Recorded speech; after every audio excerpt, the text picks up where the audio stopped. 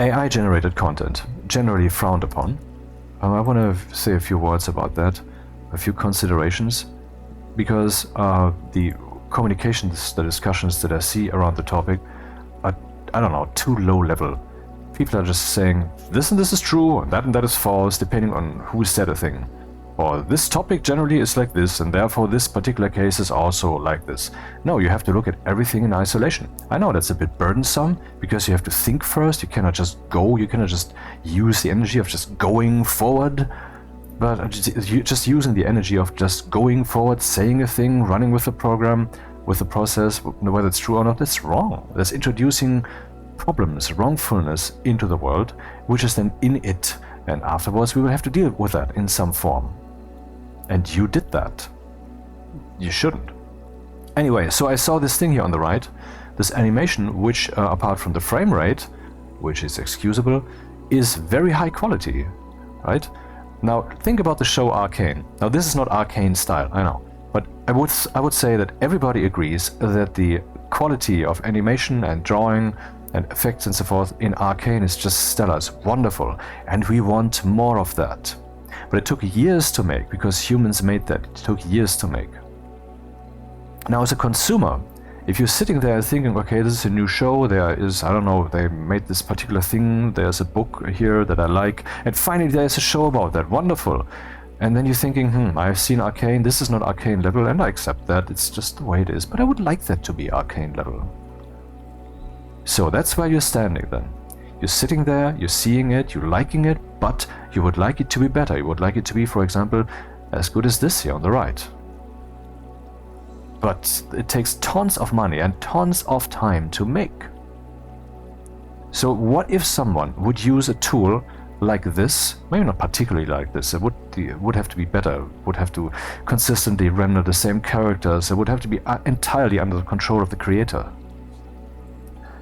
to create such a thing. Then you would have more such content. Would you call that slop? What about 3D animations? Now, I know these days, effects-laden films, they can also be seen as slop, definitely. Marvel films, I mean, not the big Infinity Saga, because I mean, you might disagree with me there, but I just loved it. It was great. I watched like the entire thing 4 times, all the films. Really great stuff. Not without exception, but do you really accept every last second, every last frame, or in this case, every last movie to be completely stellar? That doesn't fly. But it's a unique event in the history of cinema to have such a long series of films that all work together, that are all one big story and are overall really good. That's unique, that hasn't happened yet. That's great. I mean, it's not great that it hasn't happened yet. And then newer films, there's lots of just look at the effects, look at them, while the majority of that is then really underpaid labor with too much pressure, and the CG artists are being burned out, and that's really ultimately how they make bank, because the writing is always dog shit. Oh my god. So, but in principle, look at the film, for example, Tron, the original Tron film from, I believe, the 1980s, 3D animation. That was a day and age when that kind of stuff was beginning to come in, and guess what? Of course, animators would hate it, and people in general would then also think, at least some of them, this is bad, this will put animators out of the job, this will make it too easy to do that, and so forth, and so on. But I just pointed out with this example, where you could use AI tools, that certain quality content that we want to exist just doesn't exist, because it can't exist, because there's no resources to make it happen. You might say, well, then this will just be cheap content. Dude, what if someone spends less money on X, but more money on Y? So they distribute the money to a place where it makes more sense, and they save it in a place where they can save it, and the overall outcome is a good one. For example, if it's being shot on a location that's completely cheap, but you will not notice. You will think, oh, this looks awesome, this is this industrial park that I was in a recent week or whatever, and everybody else won't even notice it. I'm saying you have to judge everything on its own individual merit. And the idea that AI creation tools are generally a bad thing is ridiculous. I mean, imagine 100 years before now, or 50 years, or 20 years even before now, if we would have had the thought we could have such a tool, would we have been critical of it? Maybe some thoughts would have been had, but primarily we would have said, that is awesome. I mean, it's completely science fiction, but imagine we would have that. That would be so great. Actually, what I personally want is, at some point, a machine that can record my imagination, basically, where I can dream up something and that will then be recorded. That would be even more sloppy, right? Would it be? It's always the question of the knife. Would it be used to stab someone, or will you slice bread with it?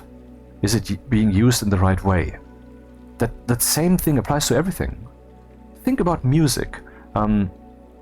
Music these days is created so very easily, and there's a completely stable and simple pipeline to create music. I mean, slop garbage music, right? And we are having that in our radios. It's standard. I'm not saying that back in the day when popular music really emerged, like in the 50s, 60s, 70s, that wasn't quite the case. Yeah, there was also a lot of shit in there. I personally love the 80s. Maybe it's because I grew up in them, but there's also a lot of shit music from the 80s. So I would say every age has its shit music. But I would certainly say that the amount of shit music ratio-wise these days is the highest. Why? Because it's easiest to make the music and then to push it out.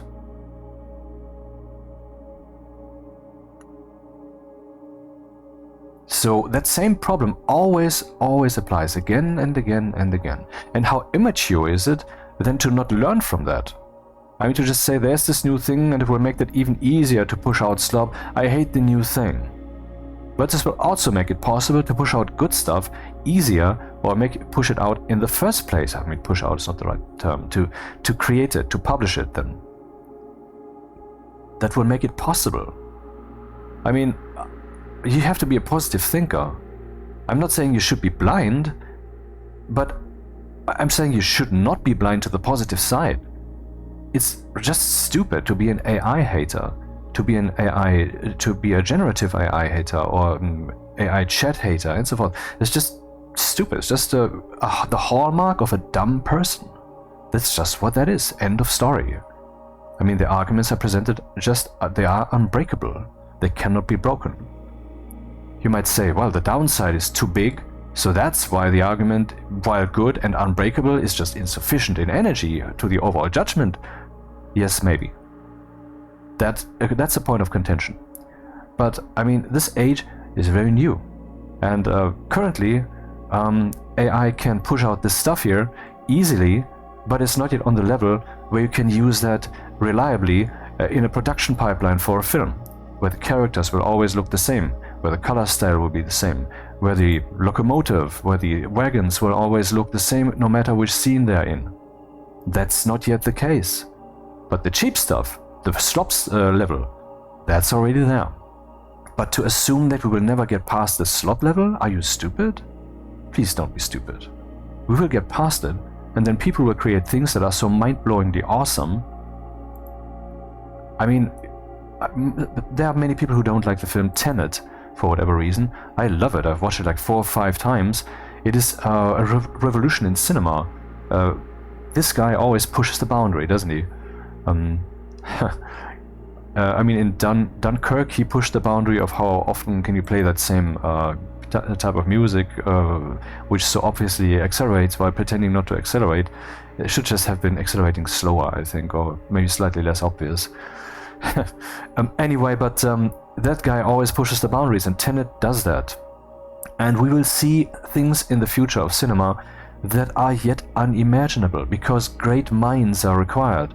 You're thinking, because you've seen what AI can create these days, some short clips that look pretty mind-blowing, but at some point you're like shutting that out, maybe.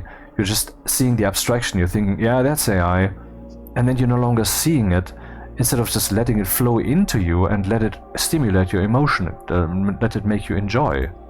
For example, this here on the left. Usually the motions are a bit AI jittery and too fast and so forth, but I think overall here the motions are That works. I don't currently see a flaw here. Could even be real, I think. I mean, I know it's not real, but I think there's nothing here that would say, well, this is AI. You could see we have seen lots of mind-blowing stuff coming from AI, but maybe we are numb to it. And also the prospect that maybe it's because everybody in the world, okay, it's hyperbole, is now pushing there, and that's the new fad, and so you're already pissed off. You have to adapt to yet another new thing. Maybe you're too old. Maybe you're just like old man screaming at clouds. Funny enough, I am a relatively old man, in my 40s or 50s, who knows. And I do adapt to it. Not because I want to stick with the young guys, because I consider myself timeless. I'm not old, I'm not young, I'm an adult, and I'm a child, and I'm all of those things. And slightly, I mean, that's what you should be. You should be a free spirit, a free mind, instead of falling for patterns and shutting the world out. And if it's too much, then we turn it off, fine. But don't proclaim that this thing is bad just because you currently are overwhelmed by it. That's dishonest, it harms the world, it hurts the world, and it shows you being either stupid or reckless or both. See you again next time.